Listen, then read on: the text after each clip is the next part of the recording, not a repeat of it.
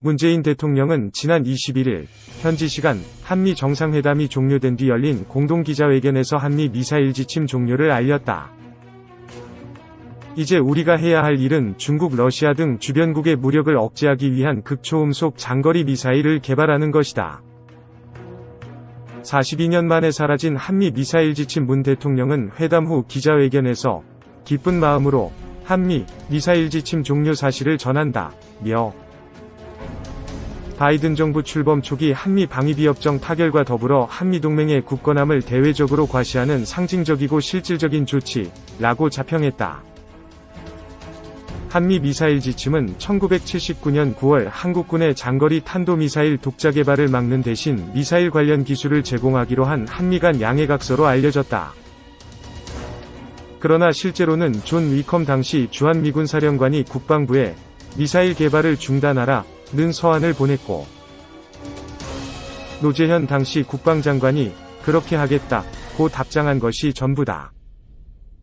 이것만으로 이후 한국군은 사거리 180km, 탄두 중량 500kg 이상인 미사일은 개발하지 않았다. 이 지침은 북한이 본격적으로 핵무기 탄도미사일을 개발한 2000년대 들어 느슨해진다. 1999년 1차 개정, 2012년 2차 개정, 2017년 3차 개정을 거쳐 사거리 800km 이상의 고체연료 미사일을 빼고는 모두 개발할 수 있게 지침이 바뀌었다. 그리고 지난해 7월 김현종 청와대 국가안보실 2차장이 4차 개정을 통해 우주 발사체의 고체연료 사용 제한을 철폐했다고 밝혔다. 문 대통령이 이번에 발표하기 전까지 미사일 지침은 차근차근 해체되어 온 것이다. 순항미사일부터 탄도미사일까지 현무 시리즈.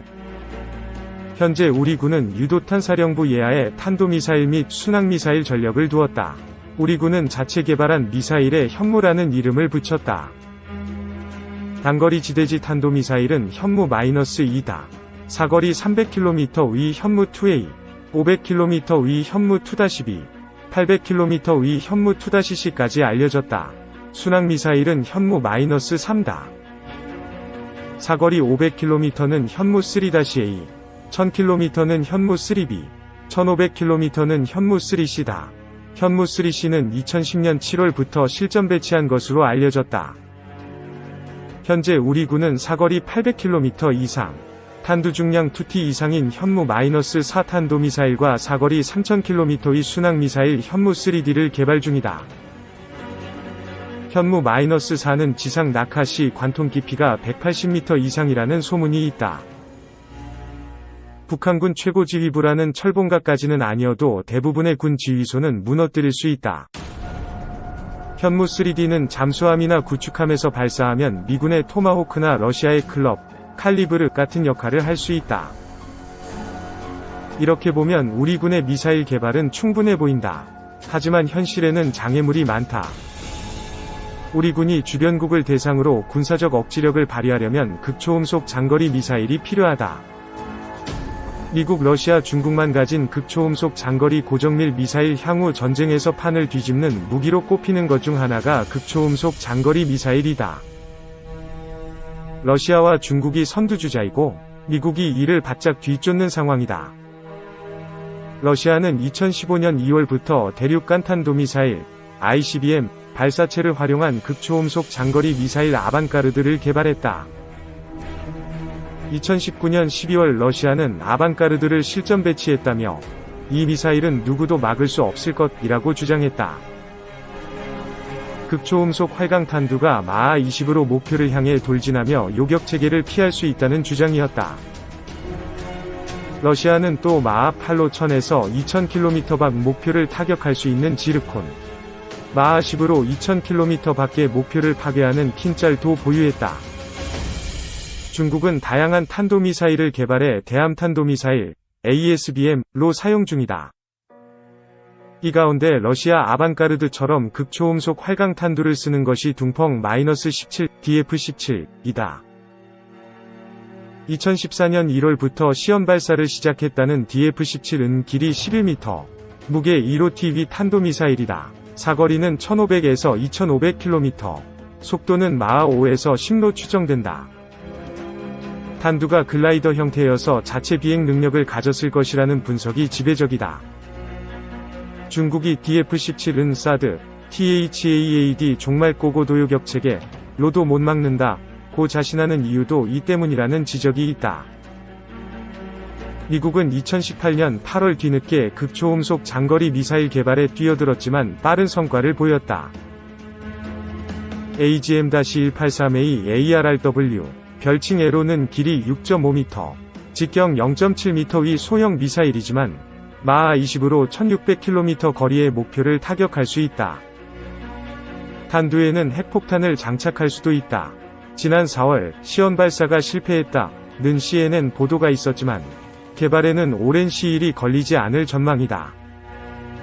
극초음속 장거리 미사일 보유국과 개발국에 둘러싸인 한국 우리는 러시아와 중국에 접하고 미국과는 동맹관계다. 세 나라 간 패권 경쟁이 벌어지는 동아시아 국가의 중립은 사실상 의미가 없다. 이런 지정학적 입지를 생각한다면 러시아 중국을 뛰어넘지는 못한다고 해도 근접한 무력은 갖고 있어야 영내 안정을 유지할 수 있다. 극초음속 장거리 미사일을 개발하려면 추진에 필요한 스크램 제트 엔진과 로켓용 고체연료 기술이 가장 먼저 필요하다. 이 기술은 우주 개발과 일맥상통한다. 국방부는 지난해부터 극초음속 고정밀 장거리 미사일 개발에 열의를 보인다. 국회 입법조사처에 따르면 국방과학연구소는 2004년부터 램제트 엔진 등 극초음속 추진에 필요한 기초기술을 개발 중이었다. 2023년이면 시험 비행을 할 것으로 내다봤다. 지난해 12월 연합뉴스는 국방과학연구소는 최고지휘부의 결심만 있으면 이른 시일 내에 극초음속 무기를 개발할 수 있는 핵심 기술력을 이미 보유하고 있다. 극초음속 미사일은 현재 우리 기술로도 충분히 개발할 수 있다는 것이 연구소 측 평가라는 군 관계자의 말을 전했다. 군의 억지력 확보는 통수권자의 의지에 달렸다는 뜻이었다. 2. 신전략무기, 극초음속 미사일, 경쟁 미 재친 중 김수환의 리서레펀. 미국이 극초음속 미사일 발사 시험에 실패한 가운데 중국이 미국 기술을 이용해 극초음속 무기를 개발하고 있다는 주장이 제기됐다. 미중 갈등이 무역 분야에서 전 분야로 확장될 조짐 속에 두 나라의 전략무기 개발 경쟁이 가속화되고 있다. 현재 극초음속 무기 개발에 있어 중국, 러시아가 앞서고 미국은 이들 뒤를 따르는 것으로 평가된다. 중국은 2014년, 러시아는 2016년 극초음속 미사일을 처음 시험했다. 러시아는 극초음속 미사일 아반가르드에 핵탄두를 탑재하고 SS-19 대륙간 탄도미사일에서 발사하는 시험에 성공했고 2019년 12월 실전 배치했다고 발표했다. 중국은 극초음속 미사일인 둥펑 ZF를 2014년 이후 최소 9번 시험했다.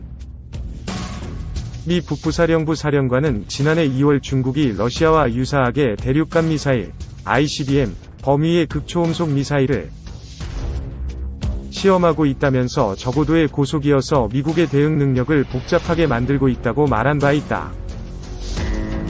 이에 따라 미국은 수년 내 배치를 목표로 육상과 전함, 폭격기에 탑재할 수 있는 극초음속 무기 개발에 매진하고 있다. 극초음속 미사일은 현존하는 요격 무기로 방어가 불가능해 미래 전쟁의 판도를 뒤바꿀 게임 체인저로 주목받고 있다. 현존 미사일은 크게 탄도미사일과 순항미사일 등 두 가지로 나뉜다. 탄도미사일은 속도가 마하 7에서 8 수준으로 엄청나게 빠른 반면 목표물에 대한 정밀 타격이 어려워 핵탄두를 장착할 때 그 파괴력이 최고조에 달한다. 순항미사일은 속도가 마하 1에서 2 수준으로 상대적으로 느리지만 목표물 정밀 타격이 가능해 주요 요인이나 거점 정밀 타격에 활용된다. 북한의 탄도미사일 발사는 국제연합, UN 안전보장이사회 결의안을 통해 금지하고 있을 정도로 탄도미사일 발사는 주변국에 위협적이다. 이를 막기 위해 한반도 상공에는 10에서 20km의 저고도는 미국산 패트리엇, 국산 엠셈 등의 요격미사일이 배치돼 있다. 중국, 신무기 개발의 미 기술 이용은 또 50에서 150km의 고고도 상공은 주한미군의 사드가 담당한다. 이로써 주한미군은 패트리엇과 사드로 이중 요격망, 한국군은 패트리엇과 한국형 패트리엇으로 불리는 엠셈으로 이중 요격망을 구성한다. 한국군과 주한미군의 연합전력상으로는 한반도 상공의 패트리엇, 엠셈, 사드 등 3중망이 운영되고 있는 셈이다. 일부 미 해군 함정에서는 해상력격용 장거리 미사일 SM-3이 탑재되는데, 이 미사일은 150에서 500km 위 초고고도 영역을 커버한다. 이를 활용해 미군은 패트리엇 사드 SM-3으로 이어지는 3중망을 형성하기도 한다. 우리 해군 이지스함 또한 향후 SM-3 탑재를 추진 중이다.